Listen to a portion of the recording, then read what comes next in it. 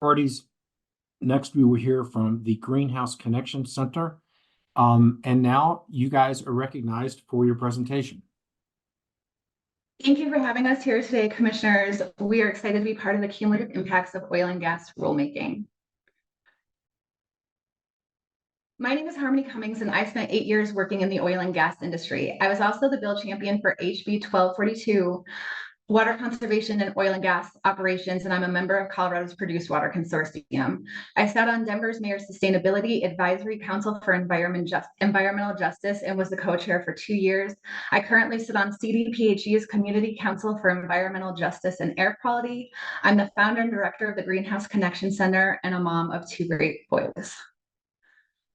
The Greenhouse Connection Center. We're a physical community space located in the heart of North Denver's Elyria community. We build bridges and rainbows between community members, government agencies, elected officials, health experts, and decision makers to come together to learn from each other, have conversations, and advocate for policies that are protective and beneficial to communities.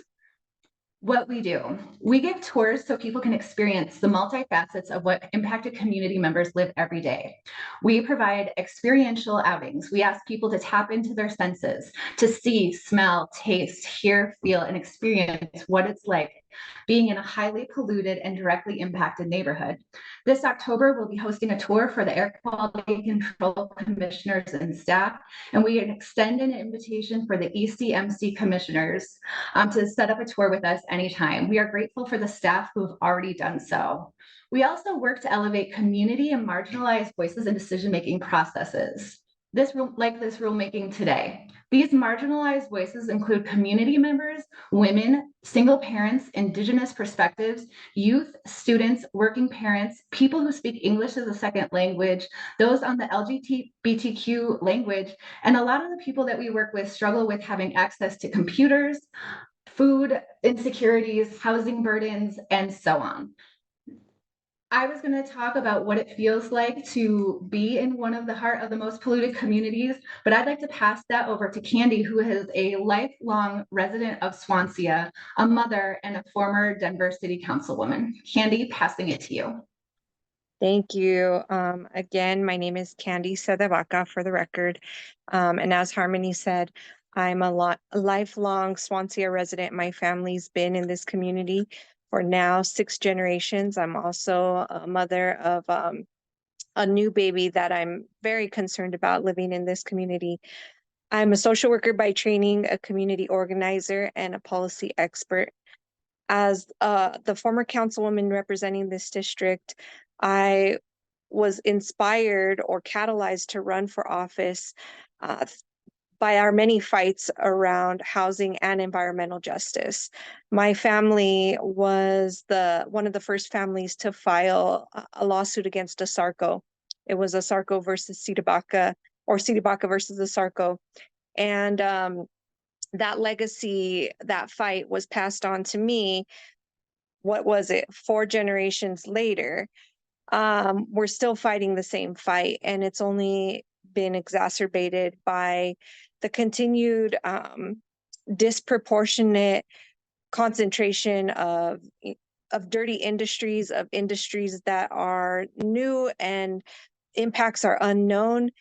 And I have tried, as not just a community member, to organize, to file lawsuits, to do community monitoring, to do ground testing, to do lead testing, to get an odor ordinance that we finally got that's unenforceable.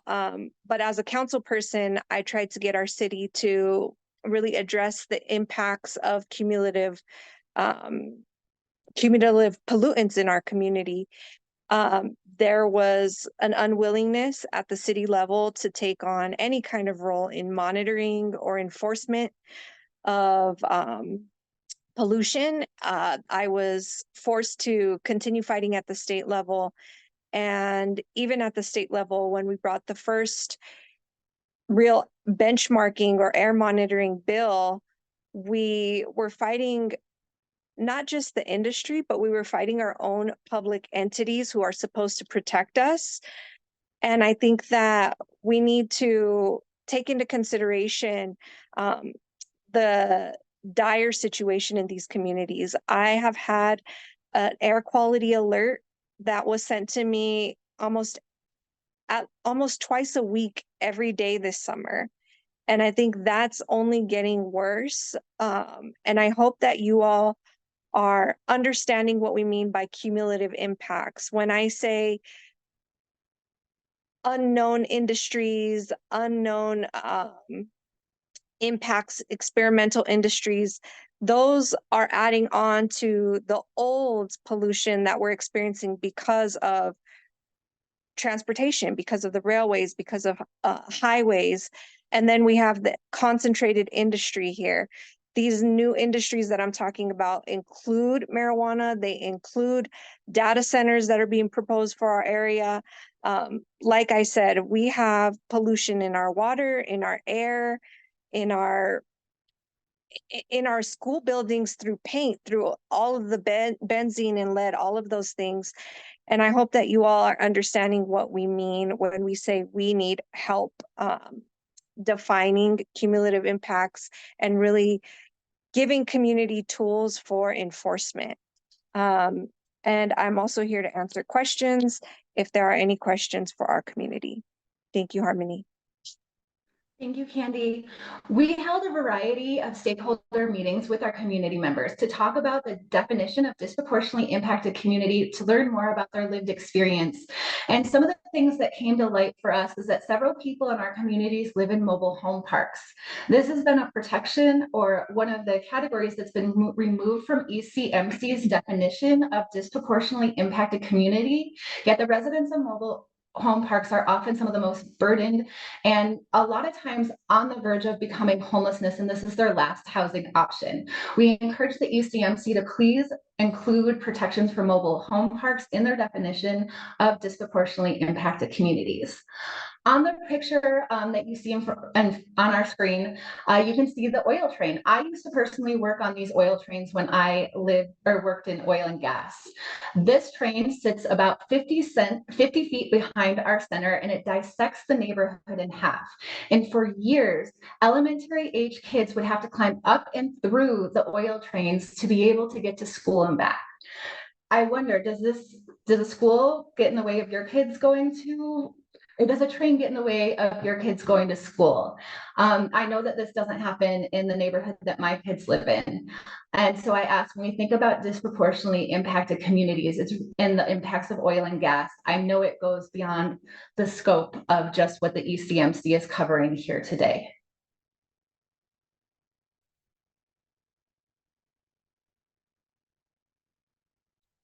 I know that the ECMC has a definition for cumulative impacts, but I really want to just stress that people, no matter how you permit things, people experience these stresses all at once and all the time. We need a new approach to permitting, the way that a nurturing parent cares for a child, looking at all its parts, wanting the child to thrive and have the best livability, not how much we can take and continue to take and extract endlessly, and how much we can pollute that child. That's not how we would care for our child, and that's not how we should continue to care for our earth that also cares for us back in return. Here's just a few of the health impacts. We brought in medical experts and doctors to help talk to community members. And what we found is that whether we're talking to community members out by the Aurora Reservoir, or out in Weld County, or in the area where we are in North Denver and Commerce City, a lot of there's tons of overlapping issues, and a lot of them are the same chemical exposures. I won't read the list, but wanted to include it here today. Here's some more about air pollution that happens, the benzene, the toluene, the methane. Methane is a huge problem, and what we're finding is that this has been underreported, but a huge one for the Denver metro area is ground level ozone. Communities near oil and gas sites can be exposed to life-threatening concentrations of emissions, which acts as air pollutants, including VOCs and particulate matter and other gases. VOCs then mix with the heat and the light from the sun to create ground-level ozone. And the ozone doesn't just stay in one area. It travels, and a lot of it settles significantly more than 2,000 feet, significantly more than a mile. So the reach of the impacts of oil and gas go far, far beyond, and we need to consider them all.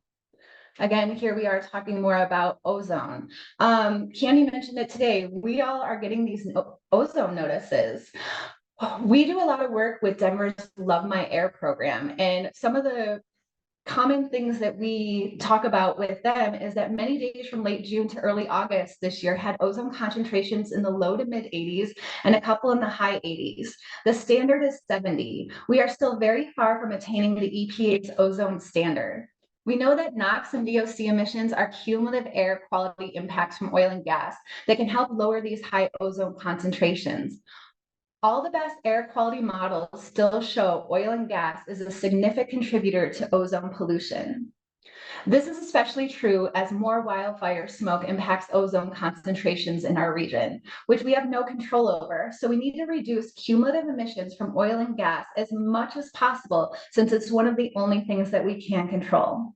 The focus of cumulative air quality from oil and gas should definitely be drilling and fracking. We know the quantity of emissions from these activities are far more than the emissions once a well is in steady state production. So electrification and staging drilling and fracking activity outside of the ozone season are key considerations for cumulative impacts. Pollution knows no boundaries or jurisdictions. This is something that Candy just mentioned, and similar to what moms are being told to look at right now, we're being told to keep our kids inside. Since I've been doing this work and learning more and more, when my kids ask me, Mom, can we go to the pool tomorrow? I tell them it depends on the air quality, kids. I'll check the EPA Air Now app, and if it's in the orange or higher, and also I'm getting a regional air quality ozone alert, we're not going to play outside. Health experts are just beginning to scratch the surface of the combined effects of ground level ozone with particulate matter and other pollutants and VOCs. When we mix these things together, we create an air pollution cocktail that's being breathed into our lungs and our children's lungs. Children's little lungs are not fully developed. They're more sensitive. Plus, children breathe at a rate twice as fast as adults, meaning that they filter twice as much of the air and the particles through their lungs. This is what this summer looked like. I check this all the time, like I said, because it's a big deal. And I'm a mom who's scared. It's said that the life of every child born today will be profoundly affected by climate change. Overall, air quality has improved over the last 50 years as a result of the Clean Air Act. However, the EPA reports that 60% of children in the US are still exposed to pollutant concentrations above current standards. The air pollution is predicted to get worse as a result of climate change, and air pollution causes and exacerbates climate change. And climate change worsens the health effects of air pollution. So we are in this vicious cycle right now, and it's not the world we want to leave for our children.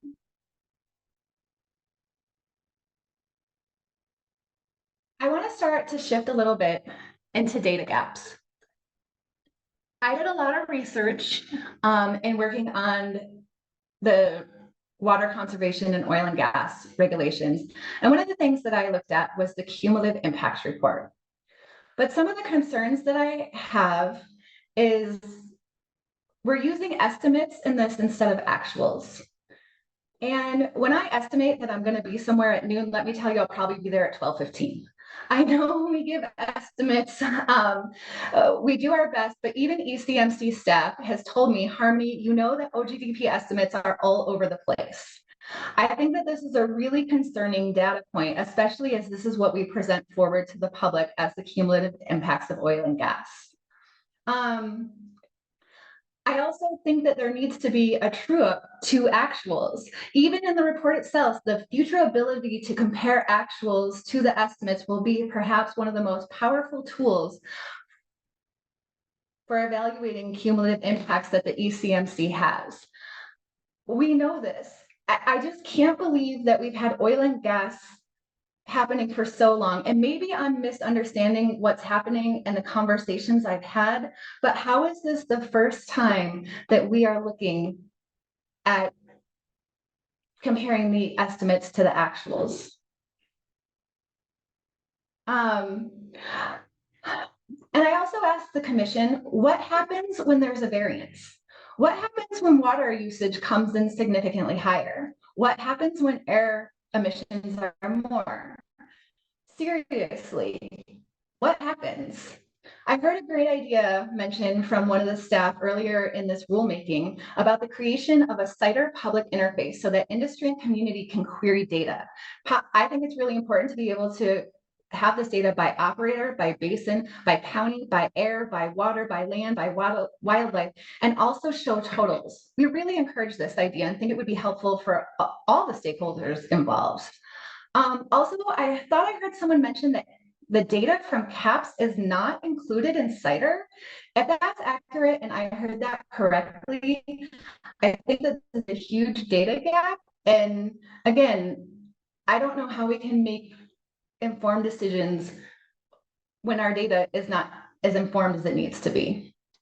And something super important to me is that we need totals. I want to see the total of water use this year. I want to see the total of water use for the last 10 years. I want to see the total of air emissions. We have a similar dashboard for the ECMC to show production, violations, other things like that. I think it would be really, really helpful to see these other indicators as well.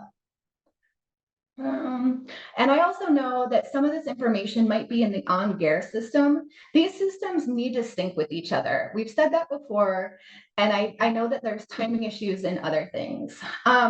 Back when I was researching for 1242, I asked for the total amount water utilized in 2022. It took weeks to get the information back, and there was a large reporting discrepancy. This leads me to believe that I was the first and only person asking for water totals for the year. And I believe the timeframe was in April, or probably around April. Again, how are we looking at cumulative impacts if we're not looking at the sum of these things? I struggle with this methodology of evaluating cumulative impacts and encourage us to do better.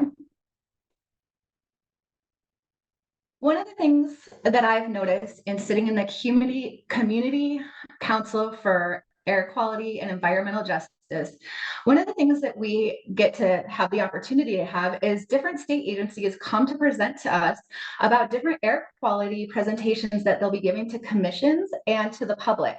And then they kind of ask our feedback of what we understood, what we didn't. But what jumps out to me over time, and something that we realized in the research of 1242, is that where are the trucks associated with oil and gas counted? And the answer is a bit up in the air. But I can tell you that they're not counted in the oil and gas categories, as you can see here and here. They're actually counted in the transportation bucket. So what I've encouraged them to do is, can you please break out what percentage of transportation is actually attributed to oil and gas trucks? I just asked this question again on Tuesday and got another convoluted answer back about why that's not possible. And again, it makes me further question the data and the modeling. Some other issues, sorry, let me catch up to where I am speaking right now. There's some other issues that are impacting why we don't feel so confident in the data. There have been past modeling errors that have been off for oil and gas ozone, I believe up to 90% off. If we can't look at something with a reasonable check of 90%, I think that that's problematic. And how do we know that the numbers that were being presented today are actually accurate? I struggle with this, and I hope that you have a better grasp, as I am just someone on the outside. Also, ozone is very complex and hard to understand. I rewatched the presentation given to the ECMC Commission back in October, talking about an 8-hour ozone average using the 4th highest point, and my brain stopped working because logically those things don't make sense. These combined issues definitely cause further distrust, confusion, and uncertainty with the public. And for air emissions, there's a disconnect and confusion between departments and reporting and who is accountable. I still don't have a clear answer of where actual emissions are counted, and does this include pre-production emissions? I've been told that pre-production emissions are short-term and kind of sporadic, so we don't start actually counting the emissions until we're in the full production stage. However, the majority of the emissions happen during pre-production. So I hope that I'm just not quite understanding that correctly and that that information is actually available. And if so, would love to figure out ways to make this more accessible to the public so we can have a better understanding and have more confidence in the data. There's timing issues with a permit being approved in 1 year, but not actually drilled for a few years later. To me, I think I can make these comparisons in an Excel spreadsheet. When I worked in oil and gas, we would spend millions of dollars on accounting systems to do all sorts of things. But really, when it came back to it at the end of the day, we were still calculating things in a good old Excel spreadsheet. So that's some of the issues on that side, but then there's also issues that we don't trust the industry. And it's even been well known that the industry for a number of years was doing research on climate. But then Exxon is a famous example who went through a board change in the 80s. And then their scientists who were doing all this research that seemed to be pretty spot on, accurate, but didn't look good for the fossil fuel industries, put those same scientists to go discredit their own information and reporting. So there's just a lot of discrepancy in the data all over the place. How do we know that these numbers are accurate? How do we know when things are reasonable? How do we make informed decisions? How do we really know we are making our targets? Community has a hard time trusting any of it. Please help us restore our belief. If the industry is given a new standard and let's say for ozone, and they reported they met that standard, but didn't actually make any changes, they just reported the lower number that they had adhered to, would the commission or the ECMC staff be able to tell? Another area where there's a significant amount of gaps is water. For the first time this year, the ECMC, actually the 2023 Cumulative Impacts Report, compared the estimates to the actual water usage and on a very small scale. And what they found is that one of the operators in the Front Range was about 50% higher in their actuals over their estimate. And again, I ask, what happens? The water is gone and used, the drilling is done, and where do we go from here? And how do we work with this? This variance is high and highlights the strong need to expand the scale in which the ECMC compares estimates to actuals and finds more ways to verify data. Water. So water is something very near and dear to my heart. Water is life. Water is crucial for everything that exists. The DJ Basin uses significantly more water as they drill down further and have longer laterals. I did a ton of stakeholder engagement for 1242, speaking to everyone from faith groups, indigenous people, communities in the Western Slope, academia, industry experts, environmental groups, and I learned a lot.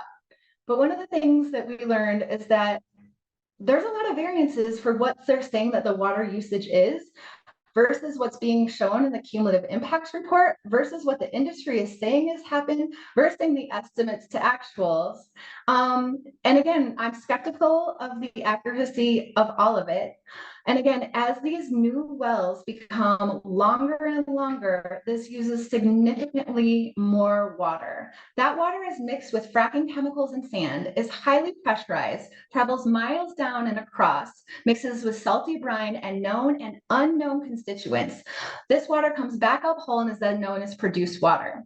In most cases in the DJ Basin, it's only used once, becoming so contaminated it needs to be put into deep injection wells underground, forever removing it from the hydrological cycle.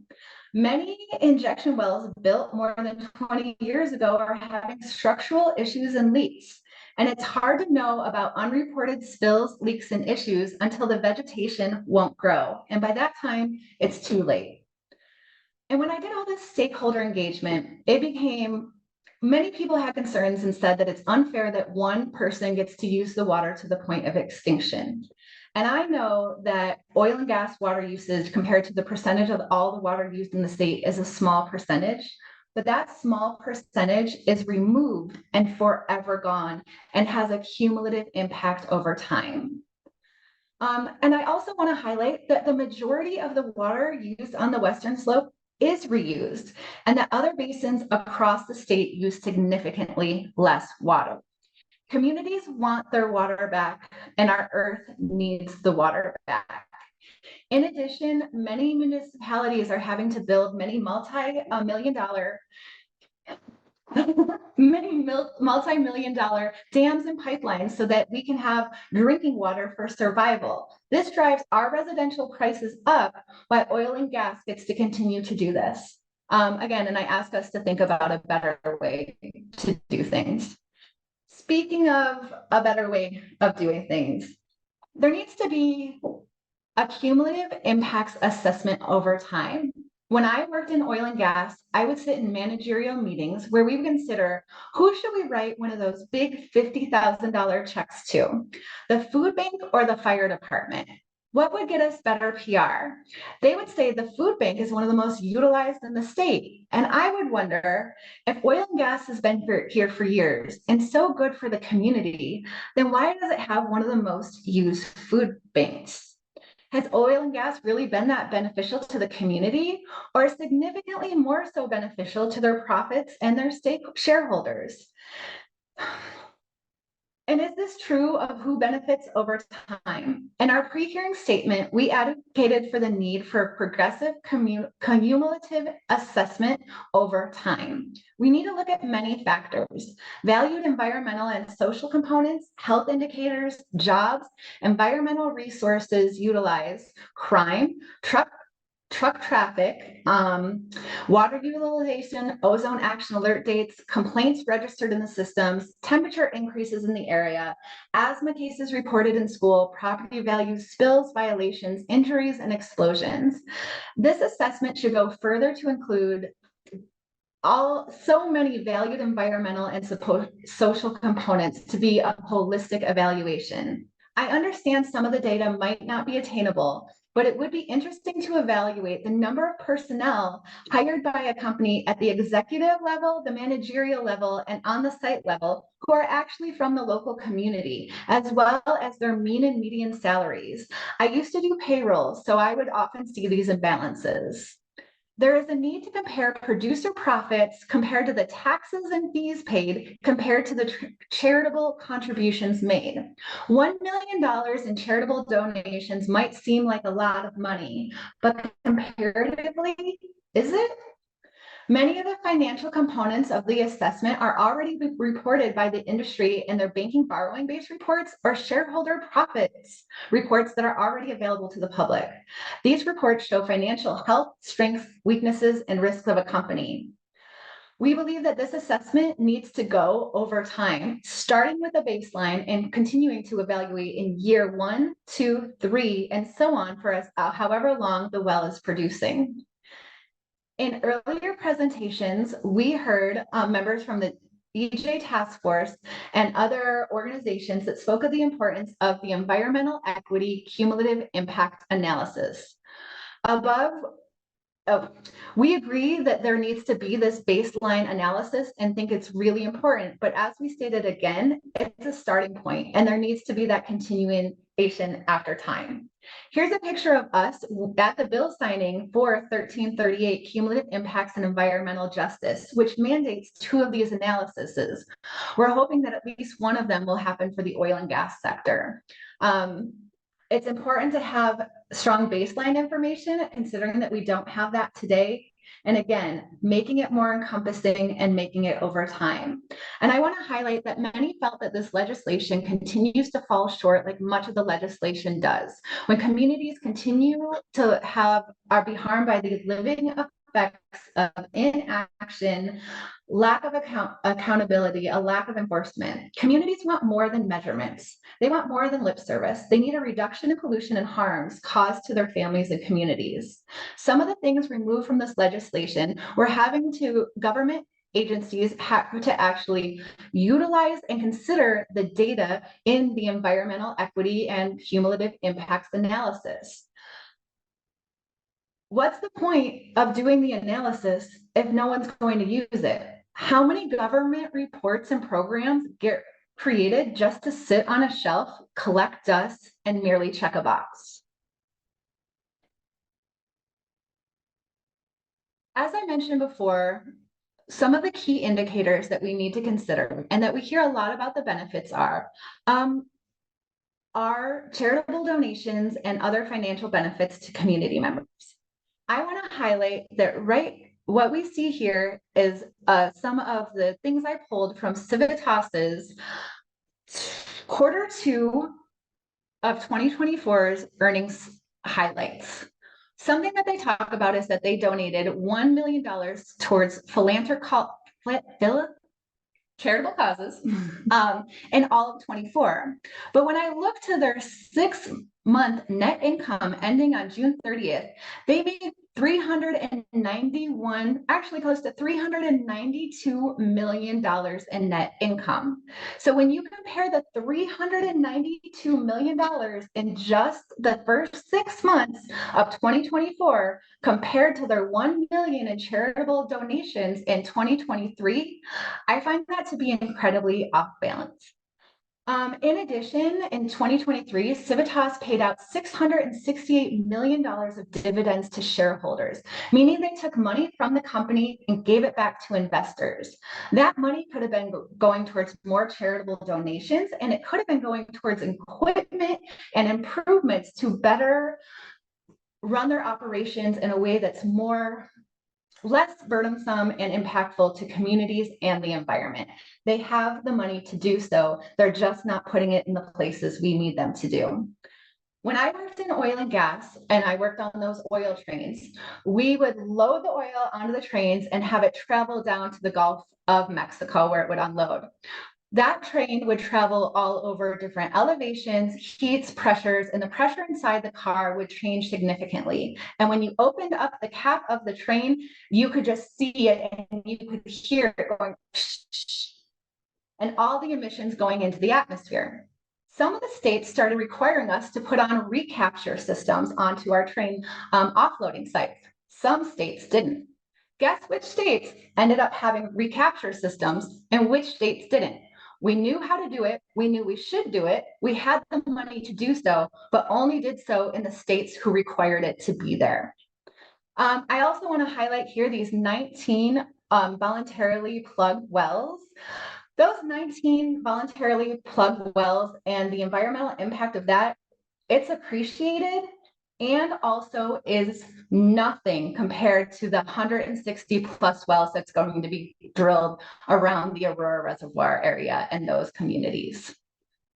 When I worked in the industry, one of the main reasons why abandoned and low producing wells were not plugged was because the industry was waiting for new technologies to re-tap them, because it's cheaper to dig into that existing hole to start a whole new one, especially when you knew that there were reserves already under there. Have you heard of horizontal fracking and how that changed the industry? What's coming next and what do we need to be prepared for? Something else I want to just point out that I noticed when I was looking at these slides or at their presentation, it's just the amount of profit and the attitude. 3 times in Civitas's report, they marked the achievement of reducing Colorado's regulatory risk. The industry touts the governor's earlier oil and gas compromise as achievement, but environmental and community groups don't see it as a win like the industry has it all. We see this once again as profits taking priority over people. This rang true in the latest version of these draft rules. The industry sees regulations as a profit risk, and communities need you to protect them from it.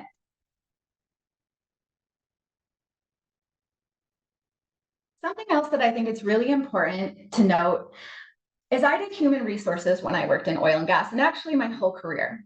My first love is made in the USA and having a strong labor force and what that does to keep families and communities going.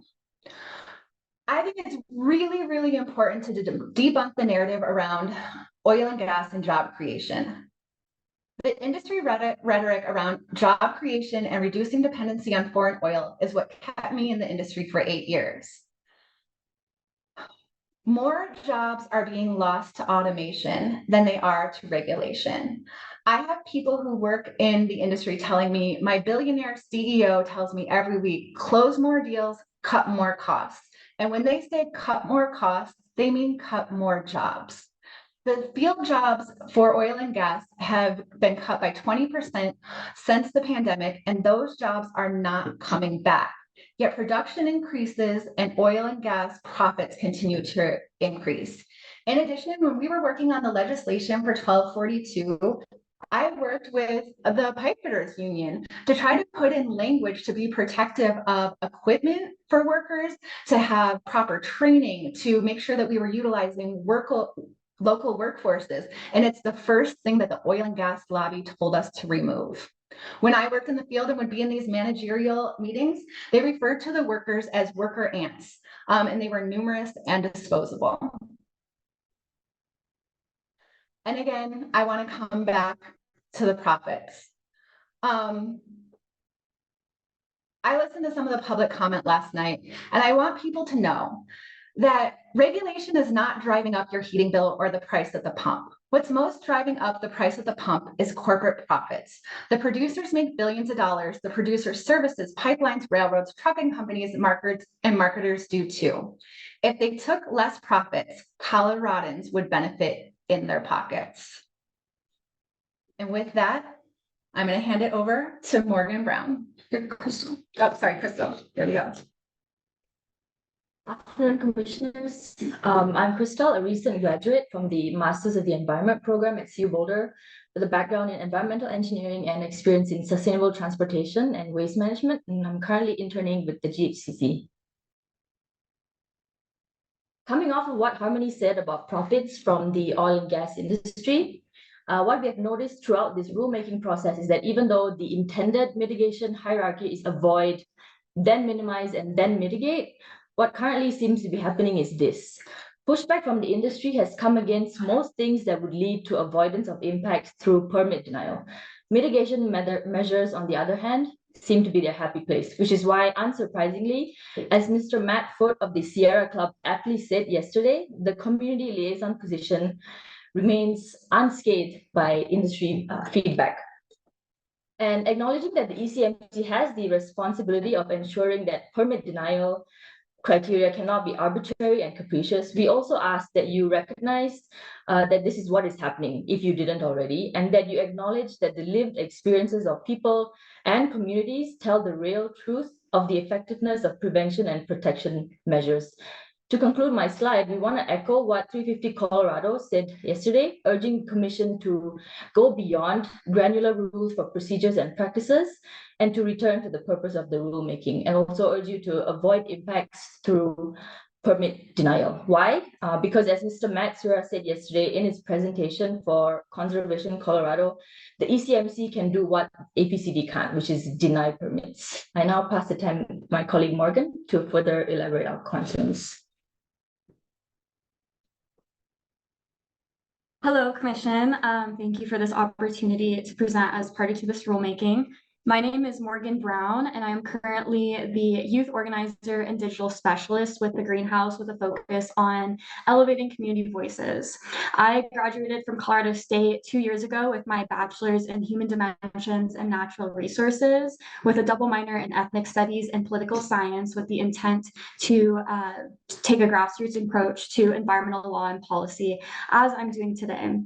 On top of going to school full-time, I worked 2 other part-time jobs and was also a campus ambassador with Defend Our Future, which is an affiliate of the youth affiliate of the Environmental Defense Fund, where I led environmental initiatives on campus and in my community. After I graduated, I started as a fellow for the Methane Partners Campaign, which leads federal methane regulation within the oil and gas industry, and also moved up to be an organizer leading our efforts for our campus ambassadors nationwide. I simultaneously started my own LLC to further conduct my work as an environmental consultant. And after I finished my fellowship with the Methane Partners Campaign, I started as their campaign coordinator for the Colorado Methane Coalition, which is a state table to lead our campaign efforts in passing the Colorado Methane Rule, which passed in July of last year, and the Colorado Methane Protocol. With these being passed, Colorado then became the first state in the nation to adopt rules to cut methane pollution and develop a comprehensive program that utilizes direct measurement-based emission reporting to demonstrate that we are on track to meet our emission reduction goals. Through my work, I then began to see methane as an umbrella issue to the ways that industry is perpetuating harm and putting profits over the needs of people. With this methane rule, the protocol then became the way in which the rule was enforced and the way that we could provide enforcement and accountability mechanisms towards how the data will be gathered, an important piece that a lot of rules tend to fall short of. Even still, a report was released from EDF on July 31st of this year that exposed that new data from the US oil and gas methane emissions are over 4 times higher than EPA estimates and 8 times greater than industry targets. As Harmony mentioned when speaking on data gaps, these gaps exist in every industry, which is why enforcement and accountability is crucial to ensuring actual protections are met. And being that we are already leading the country in our methane regulations, I also see this rulemaking as another opportunity for us to lead the country in the way we permit oil and gas.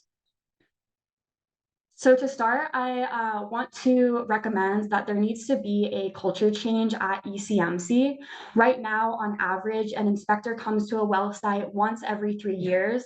And so I really can't emphasize enough how this does not allow for the mitigation hierarchy to succeed, as you simply cannot avoid harm when routine inspections are being taken to ensure that aren't being taken to ensure that environmental catastrophes like spills, which have irreversible environmental consequences, are again being avoided. Many inspectors feel overextended and don't have the capacity to thoroughly do their job. So this leads me to my next point, which is that a culture change primarily needs to consist of a need to hire more staff in order to provide that accountability, that transparency, and enforcement necessary to implement these rules. I also want to name that we recognize that the commission and the staff is tasked with the impossible in this rulemaking, yet the impossible is made possible with more help and support. So I know, speaking for myself, if I didn't have the support of Harmony, Crystal, my friends, family, and community behind me, I wouldn't have been able to find success in participating in this rulemaking process. With that, I would like to talk a little bit about the expansion of the role of the liaison and suggest that we need not only this liaison to do more, but have additional liaisons and a legal fund. So with that being said, the role of the liaison needs to go beyond DICs, as the current rules unfairly restrict the availability of community liaisons to only DICs. As you've heard from many other parties before me, overlooking other communities that also experience significant challenges in engaging in these intricate procedures. This can include not only directly impacted communities that don't qualify as that, but students, healthcare professionals, environmental groups, and anyone living in a non-attainment area that needs assistance. We would also like to emphasize that access to information, resources, and involvement in decision-making should not be contingent upon a community's DIC status. Every impacted community deserves the opportunity to engage meaningfully in this process, and the burden should not be put on us as community members or nonprofit organizations that already have limited capacity to do this job on your behalf. Speaking to my own experience as a party to this rulemaking and a group that has no lawyers or attorneys to assist us in this process, we do not have the funds to participate in this rulemaking in the same way industry does, and so we are naturally at a disadvantage. Much like us, community members are in a sinking ship and not only drowning in these rulemaking processes, but their voices are being drowned out by industry, who has more money to continue to pay to pollute. If there was a legal fund for those that are struggling, then they could advocate for themselves more, and there could be more meaningful engagement in these processes. One of the events that we had over the summer was a pollution and solutions tour where we stopped at a residential oil and gas drilling site before we went to Jack's Solar Garden, an agrivoltaics farm that creates local sources of renewable energy, food production, and Colorado jobs, or what we consider to be the hope of the future. At this site, we were at the home of Kathy Kemper, which is portrayed in these pictures. She is actually not considered to be a CIC or a DIC, despite her home being within 2,000 feet of an active oil and gas drilling site. She has given countless testimonies to the ECMC before, and even still has been told that there's no unusual activity happening, despite the fact that this site has experienced 2 spills of 3 to 5 barrels of oil, one in March of 2023 and another in April of this year. Not only was she never told that her neighborhood was going to be turned into an oil and gas fracking site before she bought her home and moved in, but no information was provided to her when there were spills as far as what the remediation process would be and how these spills would directly impact her health. In talking about the mitigation hierarchy, this is yet another example of how there's no tactics in place to avoid a situation like this, and nothing was done to even minimize or mitigate the harm for Kathy, especially because, again, she is not considered to be a DIC or a CIC. I know that this has been touched on a lot, but I would just like to expand this by quoting Senator Faith Winter's letter that she submitted to Aaron Ray and the commissioners on August 21st, as well as the 24 other representatives that signed on. She expressed that the newest draft rules reflect, and I quote, inadequate protection of disproportionately impacted communities. One recommendation that she requests is to, and I quote, remove the term cumulatively impacted community from the draft rules, as this term is counterproductive to environmental justice and serves only to weaken protections for impacted communities. As you can see on this map, which was provided to us by Earth Justice, geologically, there are no oil and gas developments happening near or in CICs. And as Faith Winter's letter states, there have been, in fact, no oil and gas permits issued in a CIC in at least the last 5 years. She goes on to say, and I quote, the CIC language included in the new draft is incompatible with the statutory defined definition of DICs and her legislative intent, which is to protect all DICs and not just a subset. This is therefore a tactic that we would like to refer to as oil and gas lighting. In other words, this language allows you to act as though you're providing protections for DICs when really these measures are falling short of providing genuine safeguards.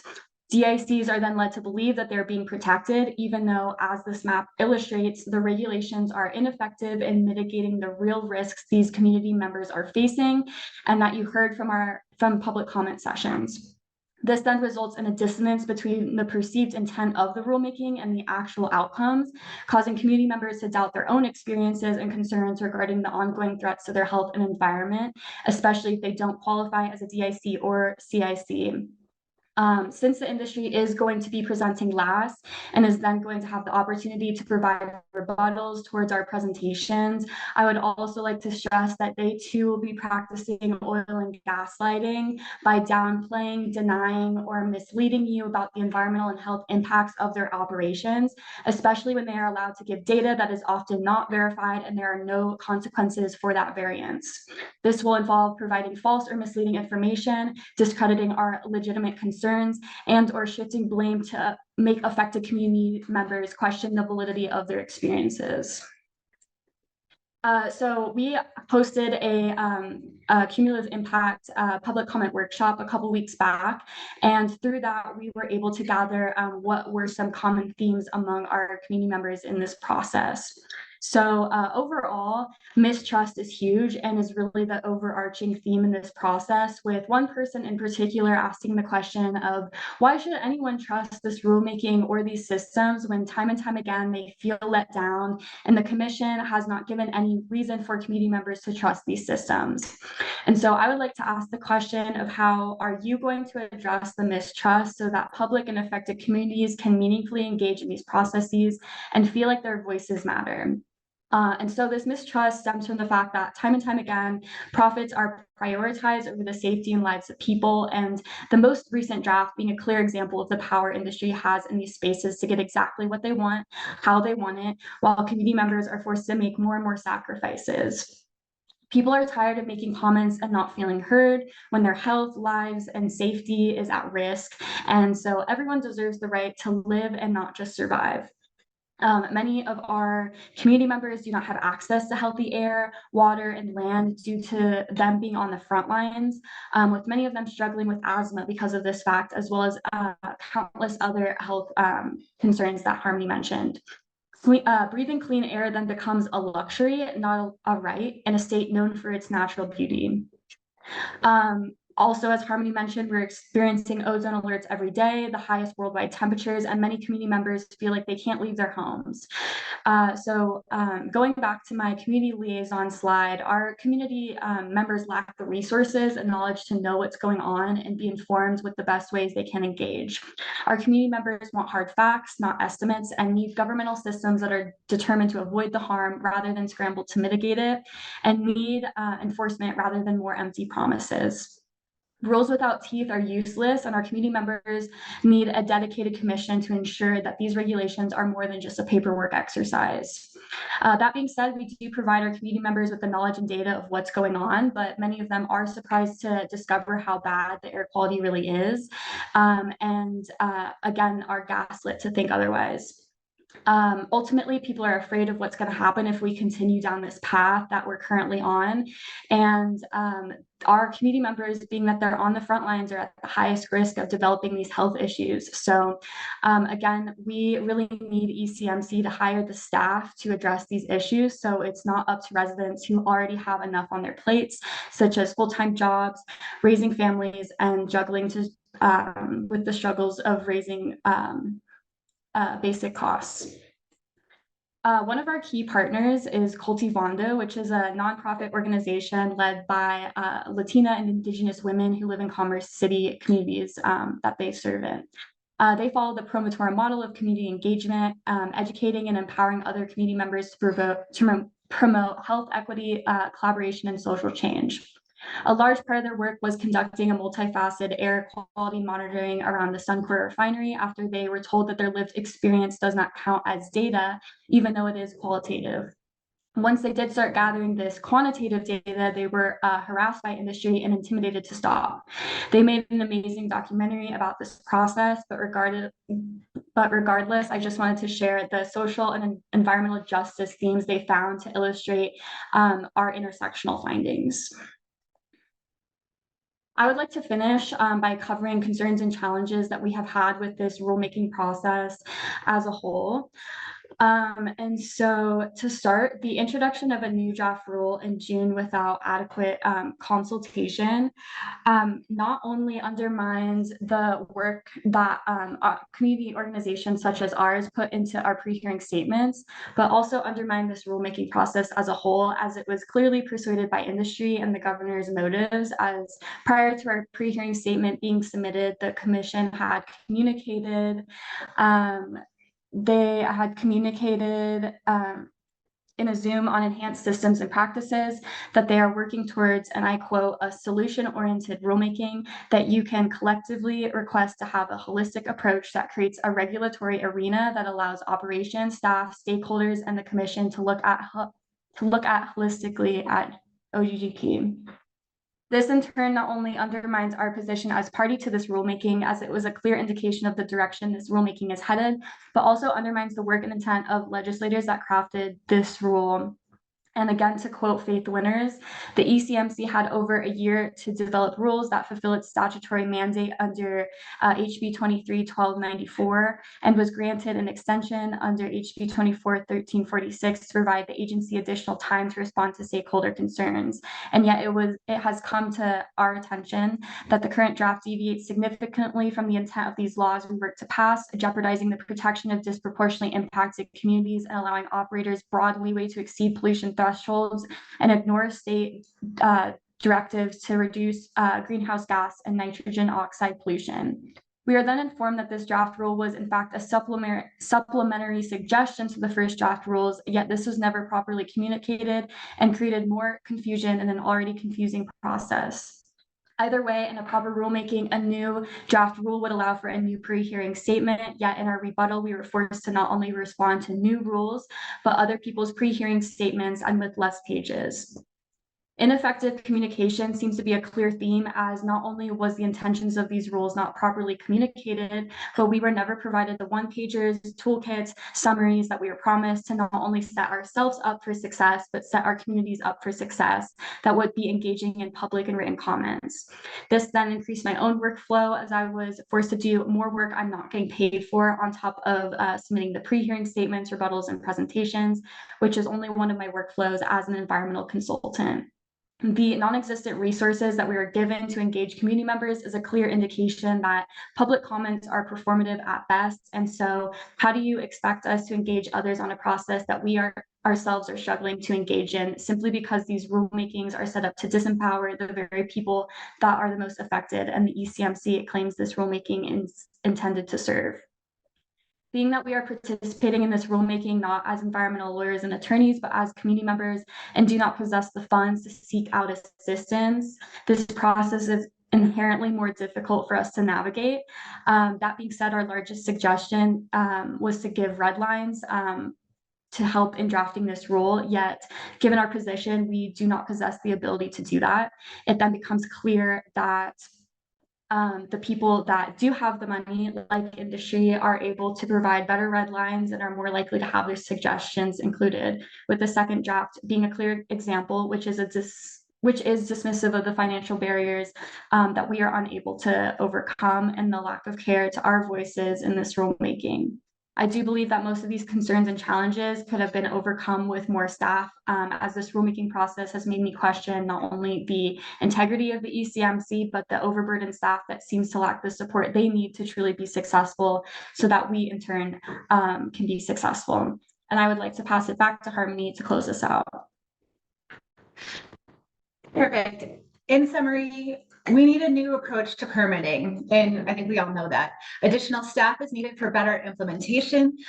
Improved data is needed for permitting and cumulative impact reports, and there needs to be a cumulative assessment over time.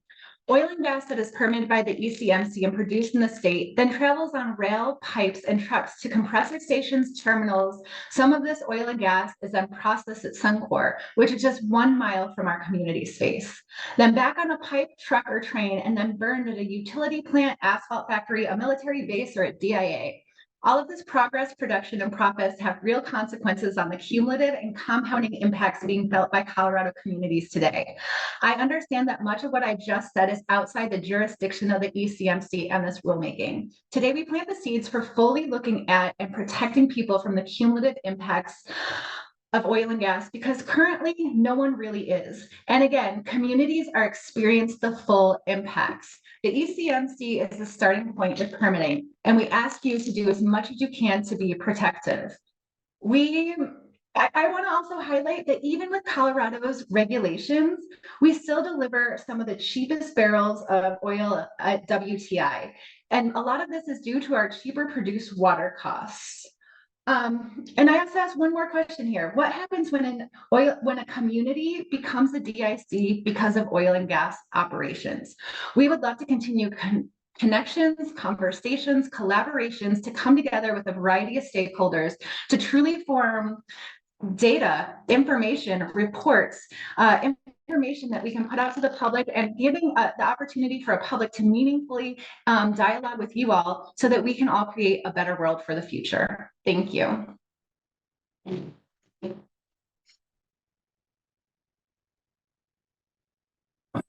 Okay, thank you very much for the presentation from the Greenhouse Connection. A lot of information there. At this time, the panel is open for questions.